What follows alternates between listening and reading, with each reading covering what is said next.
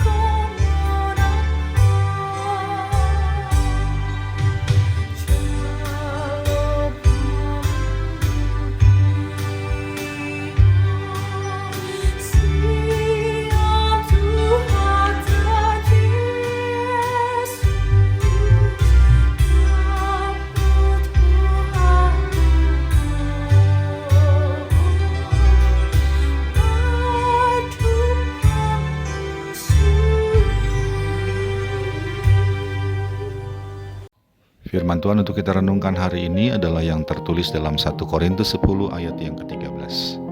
Pencobaan-pencobaan yang kamu alami ialah pencobaan-pencobaan biasa yang tidak melebihi kekuatan manusia. Sebab Allah setia dan karena itu Ia tidak akan membiarkan kamu dicobai melampaui kekuatanmu. Pada waktu kamu dicobai, Ia akan memberikan kepadamu jalan keluar sehingga kamu dapat menanggungnya. Demikianlah firman Tuhan. Memberi respon yang tepat sesuai dengan iman kepada Kristus adalah salah satu ciri dari orang-orang yang benar-benar beriman, termasuk di dalamnya merespon hal-hal yang sulit dan menyulitkan dalam proses hidup, atau merespon godaan-godaan yang datang dari luar terhadap keteguhan iman. Rasul Paulus mengingatkan jemaat Korintus agar dalam menjalani kehidupan yang berisi kesulitan-kesulitan tidak melakukan kesalahan-kesalahan yang dilakukan oleh orang-orang Israel ketika mereka dalam perjalanan di padang gurun menuju tanah Kanaan. Jangan dengan alasan bahwa sebagai manusia yang penuh kelemahan mereka menghalalkan dosa seperti yang dilakukan oleh orang Israel dulu, yaitu bersungut-sungut dan mencobai Allah. Jangan pula dengan alasan sebagai manusia yang penuh kelemahan mereka mentoleransi dosa seperti percabulan, bermabuk-mabukan dan menyembah berhala. Sesungguhnya kasih karunia Tuhan tidaklah kurang bagi orang beriman. Oleh karena itu, setiap orang beriman cukup kuat untuk menanggung berbagai pencobaan yang dialaminya. Kasih karunia Tuhan dalam Yesus Kristus bahkan sampai dengan memberi jalan keluar bagi jemaat yang mengalami pencobaan, dan karena itu mereka sanggup menanggung cobaan itu. Sahabat Carpe Diem yang dikasihi Tuhan, seringkali kita mendengar orang berkata, "Saya ini kan masih manusia, wajar kalau saya jatuh ke dalam dosa." Atau, "Saya kan dalam kesulitan besar, jadi wajar kalau saya mengambil jalan yang berada di luar jalur Allah." Firman Tuhan yang kita renungkan hari ini menegaskan bahwa pencobaan-pencobaan yang kita alami sebagai orang beriman adalah pencobaan-pencobaan biasa yang tidak melebihi kekuatan kita dalam menanggungnya. Baik itu pencobaan dalam bentuk berbagai kesulitan maupun pencobaan dalam bentuk godaan-godaan iblis dalam berbagai bentuknya. Terhadap semua pencobaan itu, kita sesungguhnya masih dapat menanggungnya. Bukan karena kita ini orang kuat, namun karena kasih karunia yang Tuhan berikan kepada setiap orang beriman, yaitu kita, sudah cukup untuk memampukan kita menanggungnya. Seperti halnya orang Israel diberi roti mana ketika mereka kelaparan, dan air yang memancar dari batu ketika mereka kehausan.